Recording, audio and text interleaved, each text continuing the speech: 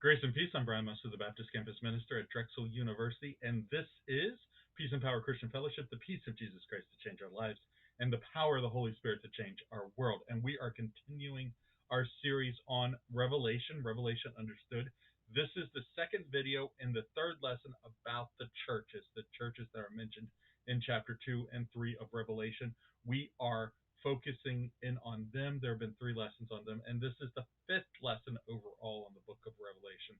This video, we're going to go back and look at something. Previous video was about Philadelphia, the Church of Philadelphia.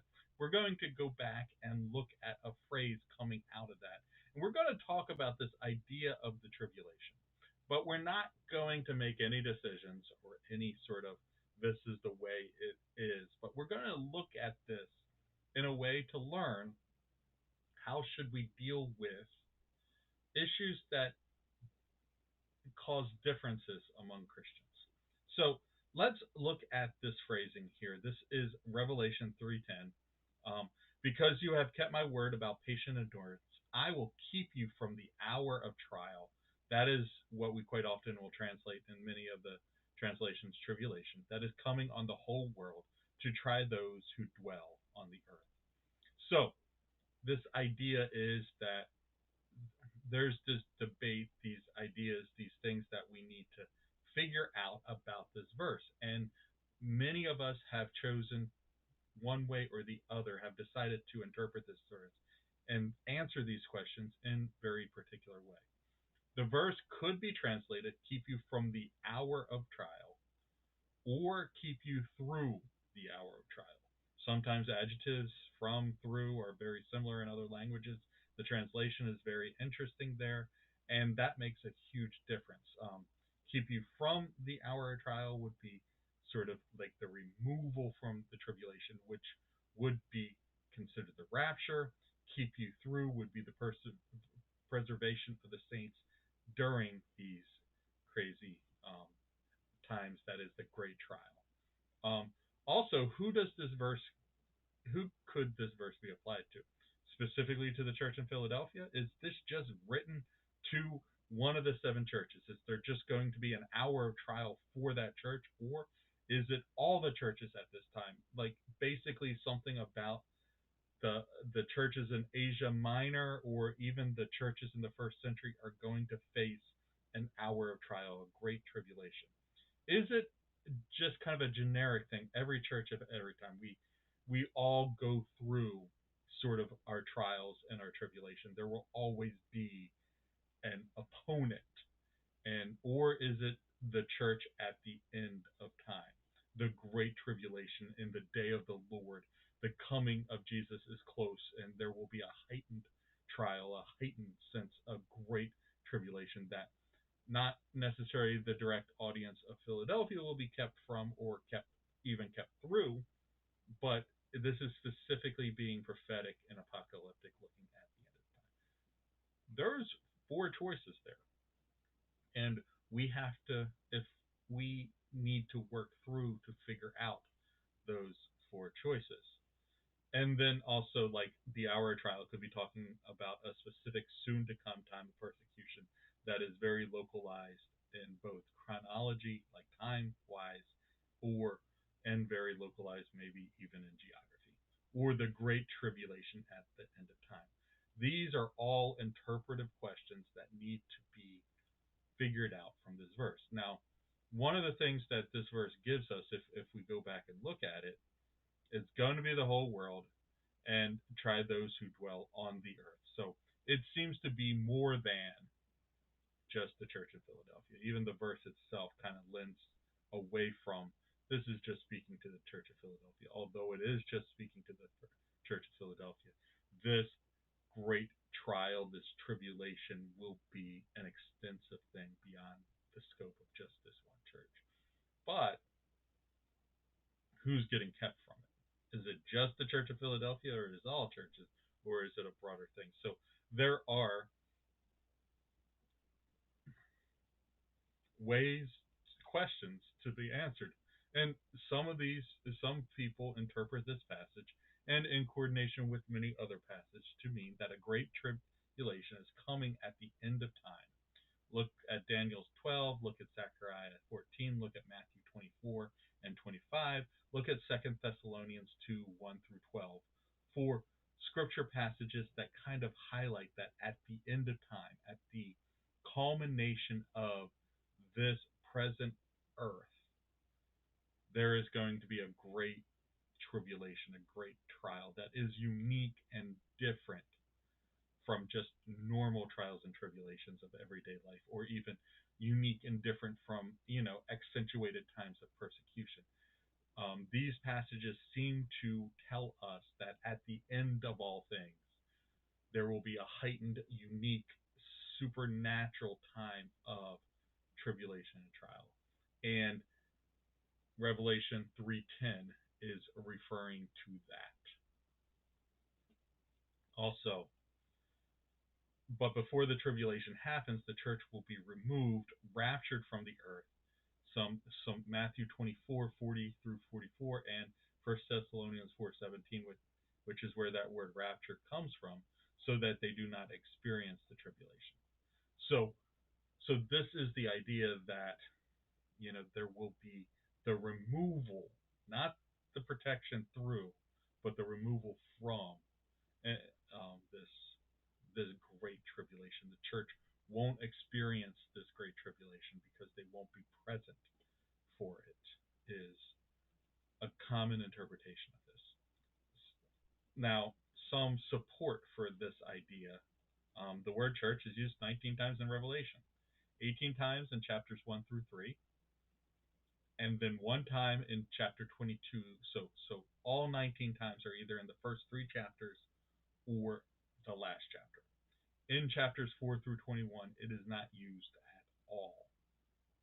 So there seems to be, even with this use of the word, this absence of the church during the bowls, during the trumpets, during the seals, during these hardcore times of trouble, the wrath of God being poured out on the earth.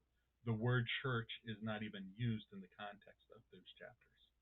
That's an interesting piece of idea. And then it's hard to imagine how anyone could be protected from the events described in Revelation 4:21 without being absolutely removed.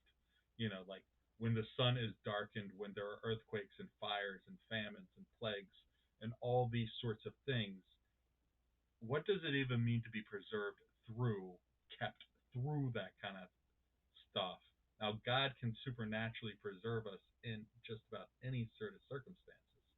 But when they're global, like there's some estimates that like a third of the population of the earth might be killed by these plagues that are described in Revelation 4 through 21. What does it mean to be preserved in that kind of environment? Is it even possible to imagine a preservation through instead of a removal from? But counterpoints. Matthew 24, the one taken, one left sort of language there uses Noah's flood as a comparison, which would make being taken by the flood as the negative alternative, and being left at the positive, which would be the inverse of the rapture. So when Jesus says one was taken, one was left, that seems to indicate the opposite of what the rapture would be, where the taken is the bad thing and the being left is the good thing, whereas in Revelation, the idea of a rapture, being taken is the good thing and being left is the bad thing. 1 Thessalonians 4 and 5 does not explicitly speak to how the rapture relates to the tribulation chronology. Yes, there will be a rapture, but there's no indication of where it falls into the great trial sort of tribulation sort of timeline. And the other one, the return of Christ and the day of the Lord, are often described at the very end of time. It's culminating event, including a rapture, and the chronology of the end of time seems to add complexity that does not necessarily appear in many of those texts. So, Jesus comes at the end. A lot of people talk about the rapture being 7 years before the end. So does Jesus come then, and does Jesus come twice? There's some conversation about the rapture, us being pulled out with Jesus not come. It just adds complexity to the text, to interpreting the text that isn't always actually in the text. So those are the counterpoints. Now, this is my 2 cents on this, and this is going to be a cop out. Some of you might throw something at your laptop right now if you're watching this on your computer.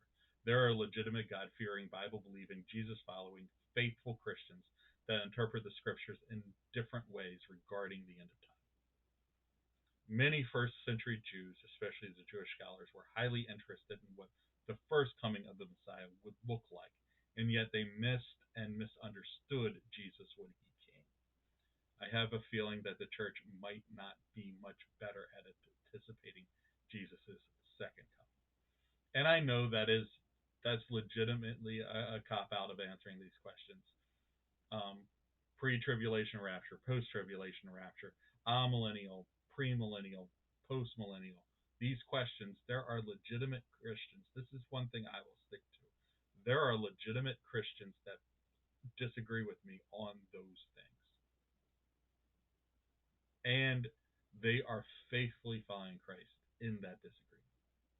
The second thing is, I worry that the precedent set by the Jewish people missing Jesus' first coming should give us a good taste of humility as we try to figure out his second. Those would be the two things I kind of lean towards more than anything else. Along those lines, this has been a helpful rubric for me to kind of deal with areas of Christianity that we might have substantial differences. Absolutes, convictions, preferences. Theological suppositions about Christianity that if you change, you're talking about another religion. The resurrection of Jesus. If we start adjusting the resurrection of Jesus or deny that it happened, you are probably talking about something that is not Christianity. The resurrection of Jesus is foundational to Christianity, so that if you remove it, you might have an entirely different religion. So that those are the absolutes. That if you change or remove, you're talking about something different. Those theological suppositions that are definitive to what it means to be Christian, what it means to be within Christianity. No, convictions. And I would put the rapture, I put the tribulation, I would put eschatology, most of it in the area of convictions. Theological suppositions about Christianity, that there is a right or a wrong answer. And it is important to be right. But even if you are wrong, you are still within the realm of Christianity. Speaking in tongues would be this thing. Did speaking in tongues go away at some point, or is it still present? There's a right or wrong answer to that. But even if you're wrong about that answer, you are still within the realm of Christianity. It isn't an absolute. It isn't foundational. It doesn't change the entire religion that you're talking about. I believe a lot of this rapture, tribulation. Now, if you start talking about whether or not God wins at the end, everything, God is in charge of everything at the end of time. That might go back up into the absolutes. But convictions are those things that there is a right or wrong. It's important to be right. We can argue with people who disagree with us, but it doesn't remove them from being Christian. And then preferences. There's not necessarily a right or wrong, but there could be a better or worse, especially when context is taken into consideration. The best example of this would be worship style. Now, it might not be right or wrong to use an accordion in worship, but it definitely could be better or worse to use an accordion. And an accordion might send an interesting message to people that just doesn't get across the intended message. So those sorts of things. There might not be a right or wrong, but there could be a better or worse. Those are our preferences.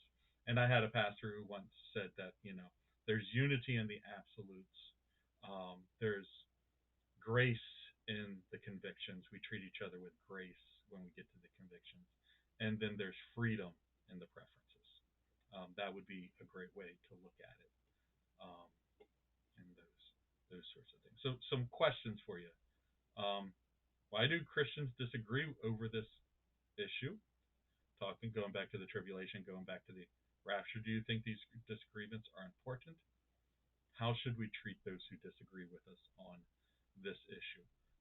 Some questions. Would love to hear your comments at the bottom. Some questions to think about, and would engage with you in a conversation around these things. As always, there's two ways to join in this conversation: in person, Sunday nights at 5 p.m. in the JEMIC, weekly wrap-ups on YouTube and or WordPress. I'm all over social media: Instagram, TikTok, Twitter, Facebook, LinkedIn, WordPress, and YouTube. Like, subscribe, and follow as appropriate. Enjoyed having this conversation with you. Hopefully it continues real soon.